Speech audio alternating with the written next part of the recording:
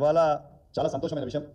ఇలా ప్రభుత్వానికి చెంపపెట్టు మరొకసారి ఇవాళ హైకోర్టు నుంచి తీర్పు రావడం జరిగింది. గ్రూప్ 1 మీద క్లియర్గా ఇవాళ కోర్టు కూడా ఇవాళ నమ్మడం జరిగింది.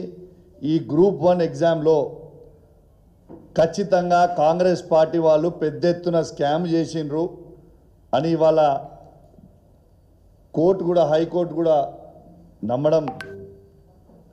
నమ్మి ఇవాళ ఆ ఎగ్జామ్ని రద్దు చేసి ఐదర్ రీవాల్యుయేషనా లేకుంటే రీ ఎగ్జామ్ అన్నా చేయాలనేది ఇవాళ హైకోర్టు చెప్పడం చాలా చాలా సంతోషమైన విషయం.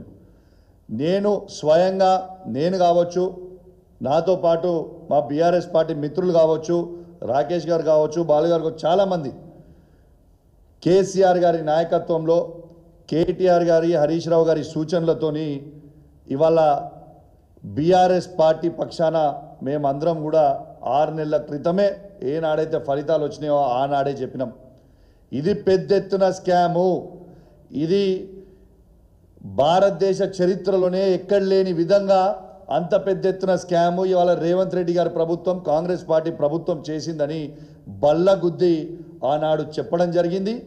ఈనాడు ఇవాళ మేము ఏదైతే చెప్పినామో ఇవాళ న్యాయస్థానం కూడా అదే విధంగా ఇవాళ తీర్పు కూడా ఇవ్వడం జరిగింది.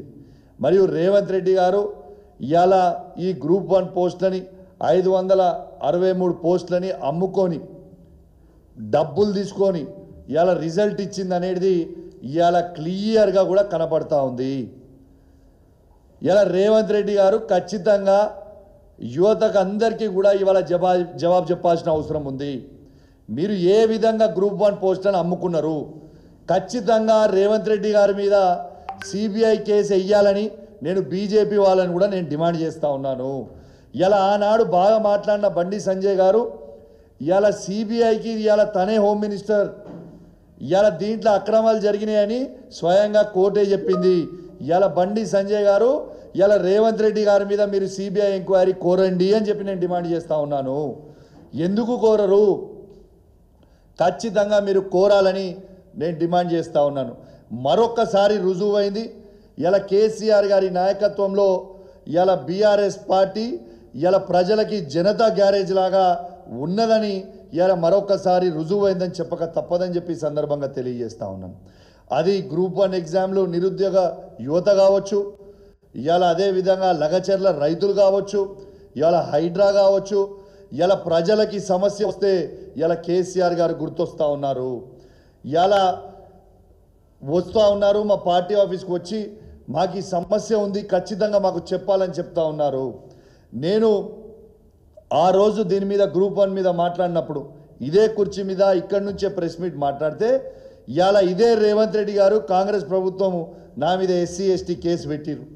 ఎంత విచిత్రం ఇది! ఎస్సీ ఎస్టీ కేసు పెట్టి ఇక విచిత్రం ఏంటంటే ఇవాళ పోలీసు వాళ్ళు భవన్కి వచ్చి సీన్ ఆఫ్ అఫెన్స్ ఎట్లయింది ఏమైందని అడిగే పరిస్థితికి వచ్చింది. వీళ్ళకి ఇట్లా పిచ్చి గిట్ల లేచిందా ఏమైందని అర్థం కాలే.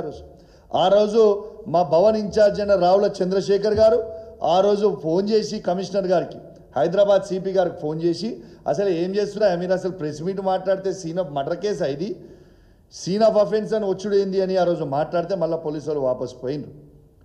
ఇలా రేవంత్ రెడ్డి గారు మీరు ఇట్లాంటి కేసులు పెడితే మీరేదో మా నోరు మూపియాలనుకుంటే నువ్వు కాదు నీ తాత తరం కూడా కాదు.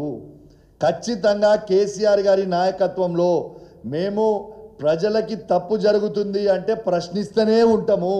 నువ్వు నీ కేసులు పెట్టి మమ్మల్ని ఇబ్బంది పెట్టి మా మీద నీ పైచాచిగా ఆనందం పొందుతుండొచ్చు నువ్వు, కానీ మాకేం ఫరక్ పడదు, కుచిబీ ఫరక్నే పడతా.